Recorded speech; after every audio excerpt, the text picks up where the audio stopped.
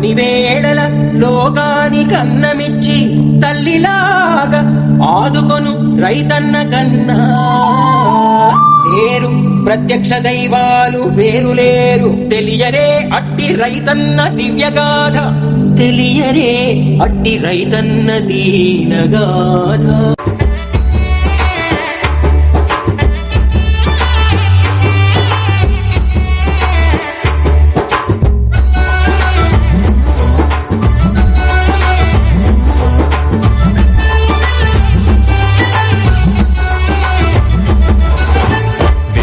పిలిచెను తూర్పు మెరిసెను చీకటి నిలువక పరుగులు తీసెను.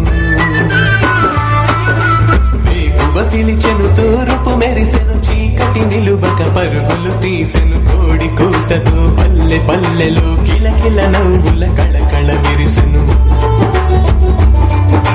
నాగలి పట్టర ఊరన్నా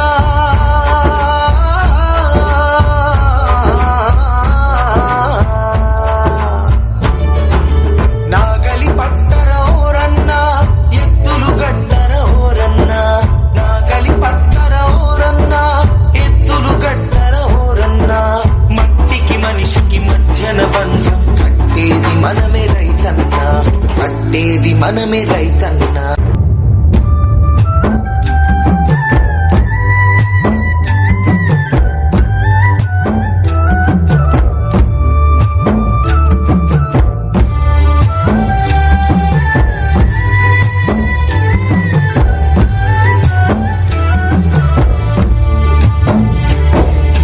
మింట మొగులు జాడలేదు, ములకలాడలేదు. ఏటి నీరు బురదలాయరా, కంట నీరు వరదలాయరా.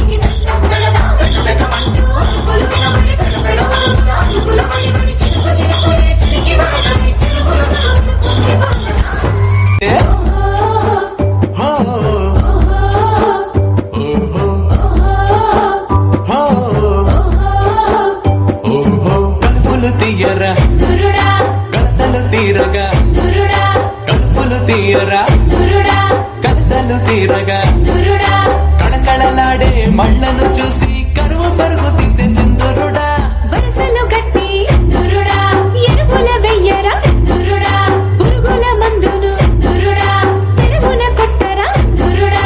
ఆకలి అన్న మాటే ఉండదు లోకానికింకా సింధురుడా, లోకానికింకా సింధురుడా.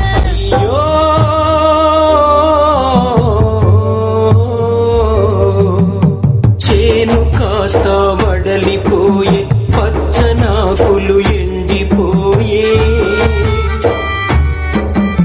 పూతకొచ్చిన పైరు కాస్త పురుగు పట్టి రాలిపోయే. నకిలి విత్తనాలిచ్చి కల్తీ పురుగు మందులిచ్చి స్వార్థంతో మోసంతో ద్రోహం చేస్తూ ఉంటే చూస్తూ ఊరుకోవాలా? జీవ చచ్చి బతకాలా? కలిసి మెలిసి నడవాలి, కలుపు తీసి వేయాలి, తొలుచు చీడ పురుగులనే తరిమి తరిమి కొట్టాలి. మొక్కలు నాటాలి, చెట్లను పెంచాలి, ప్రకృతి తల్లికి పచ్చని కోకల హారం వేయాలి. వానలు కురిసేలా, వాగులు నిండేలా, వరుణ దేవుడే కరుణను చూపే పనులను చేయాలి. ప్రాజెక్టులు కట్టి నీటిని వడిపట్టి పొలాల గుండల పొలాలు పండగ పండగ చేయాలి. చెయ్యాలి, పండగ చెయ్యాలి. రైతే జాతికి చెరగని చరిత, రైతే ఈ లోకానికి భవిత. లేలే యువత, లేలే జనత, రైతు సంక్షేమమే కాదా మన బాధ్యత.